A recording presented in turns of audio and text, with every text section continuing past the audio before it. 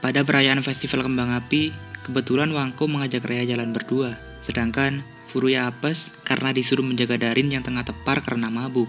Setelah beberapa saat, Darin kemudian sadar, dan mumpung Rea tidak ada di sana, Furuya menanyakan perkara tahapan apa yang selanjutnya akan terjadi pada zombie seperti Rea. Dengan iming-iming informasi formula ramuan zombie, Darin pun mau dan hendak menjelaskan fase yang dimaksud. Namun tiba-tiba Wangko datang dan Darin pun tak jadi menceritakannya. Karena Wangko datang sendirian, Furuya lalu menanyakan di mana keberadaan Rea yang seharusnya bersama Wangko. Wangko sendiri terpisah dari Rea setelah mereka beradu lari menuju ke sini. Tanpa banyak bicara lagi, Furuya pun bermaksud pergi mencari Rea. Tak butuh waktu lama, Furuya menemukan Rea yang nampak sendirian. Rea juga telah terpengaruh ucapan Wangko bahwa dia harusnya hidup tanpa penyesalan, apalagi di sisa waktunya kini sebagai zombie yang mungkin tak akan lama lagi. Untuk itu, ia ingin menghabiskan waktu lebih banyak dengan Furuya dengan meminta untuk tidak segera kembali dan sekedar jalan-jalan berdua saja. Furuya sih tidak ada masalah dengan hal itu, hanya saja sifat Rea yang tiba-tiba seperti ini dikiranya karena Rea kurang mengkonsumsi daun hortensianya. Hari ini merupakan hari ke-10 sejak Rea menjadi zombie. Furuya kemudian mengatakan lelucon yang membuat Rea agak malu dengan itu. Kemudian, dia tidak sengaja menampol Furuya. Tentu saja tampolan yang Rea kira biasa itu ternyata membuat Furuya sampai nyungsep. Lalu posisi mereka berdua menjadi seperti ini. Tapi kemudian, Rea menggigit bahkan sampai mencuil bagian belakang dari leher Furuya. Ternyata, fase Confuse Eater yang dikatakan Darin sebelumnya kini terjadi juga pada Rea, bahkan lebih cepat 4 hari. Selain kesakitan, Furuya tentunya juga bingung, karena memang Darin belum sempat memberitahunya soal fase Confuse Eater ini. Tapi tak berselang lama, Rea mendapatkan kesadarannya kembali. Bersamaan dengan itu, Mero, Wangko, dan Darin sudah tiba di sana, menyisakan Furuya dan Rea yang lari karena merasa bersalah. 2 hari berlalu setelah itu, kemudian Furuya tersadar di kamar kakeknya. Dia merasakan sensasi gatal pada bekas gigitan Rea itu. Darin mengatakan, berarti gigitan Rea kemarin tidak sampai menyebabkan luka yang terlalu dalam, dan dosis racun yang dikeluarkan Rea pun belum sampai pada tahapan mematikan. Baru juga sadar, Furuya langsung menanyakan keberadaan Rea. Keberadaan Rea sendiri belum juga terlihat, meskipun Wangko dengan bantuan teman-teman Furuya telah mencarinya ke seluruh kota selama 2 hari ini.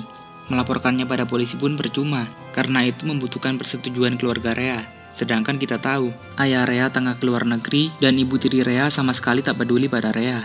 Untuk itu, Furuya bermaksud sekali lagi mencoba meminta bantuan ke ibu tiri Rea. Walaupun pembantu dan menjaga rumah Rea tak mengizinkan masuk, Furuya tetap dapat menerobos berkat racun zombie yang masih tersisa di tubuhnya, yang membuat limiter otaknya sementara mati.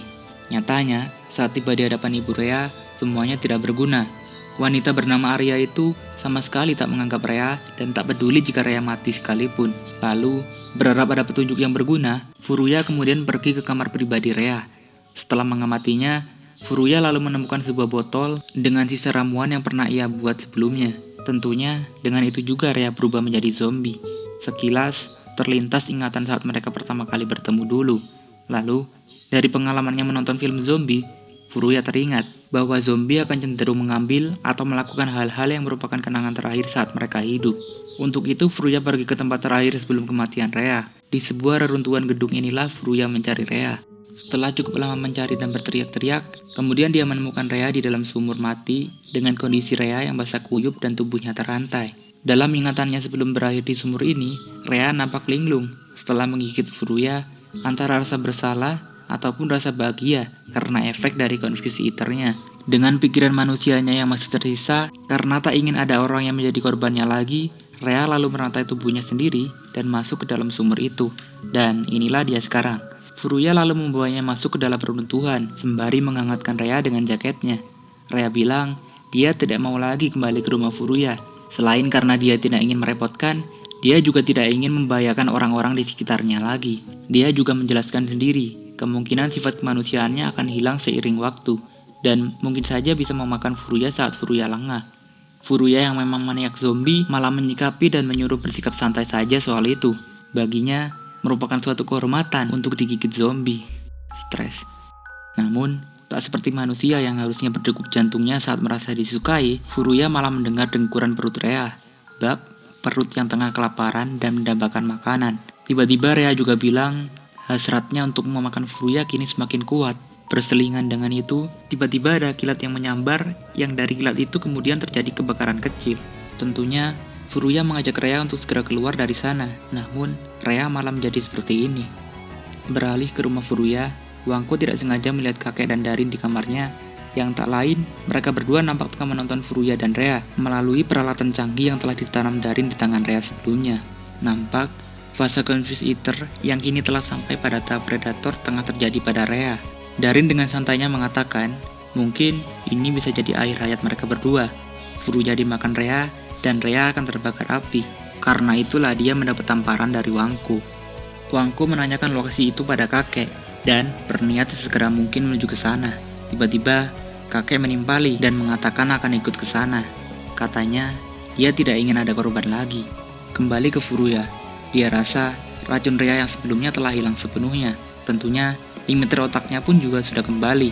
Dan tentu, tubuhnya kembali normal, yang artinya bisa kembali merasakan rasa sakit. Rhea mulai menjilati Furuya, seakan tengah memilih tekstur yang paling pas untuk mulai memakannya. Furuya mencoba mengajak Rhea berbicara, harap-harap sifat kemanusiaannya masih tersisa bisa meresponnya. Terus saja ia ajak bicara, hingga Rhea sedikit terpicu. Saat Furuya bilang kalau Rhea itu spesial, dan bukannya respon positif, Rhea malah langsung mencokot tangan Furuya. Tentu saja Furuya berteriak kesakitan. Seakan tengah memakan daging Wagyu A5, Rhea dengan nafsunya menarik-narik daging tangan Furuya itu. Saking parahnya, sampai-sampai Furuya mulai mengalami mati rasa pada sekujur tangannya. Seakan racun zombie Rhea kini telah menjalar ke seluruh tubuhnya. Selayaknya orang yang akan mati, kenangan-kenangan Furuya pun satu persatu mulai membayanginya.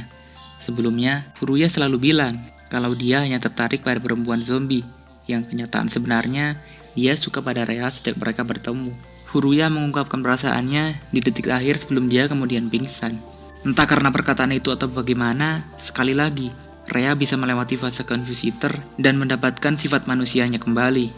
Wangko, Darin dan kakek yang tiba di sana bisa segera menemukan lokasi Furuya dan Rhea berkat burung hantu milik Darin. Di tempat itu, mereka menemukan Rhea dengan kondisi sadar tapi lemas. Juga Furuya yang syukurlah masih bisa selamat. Namun di luar itu, Darin dan si kakek nampak terkejut. Bagaimana bisa zombie yang telah mengalami fase Confuse Eater dan dalam kasus ini merupakan fase Predator, namun si zombie bisa kembali mendapatkan sifat kemanusiaannya kembali.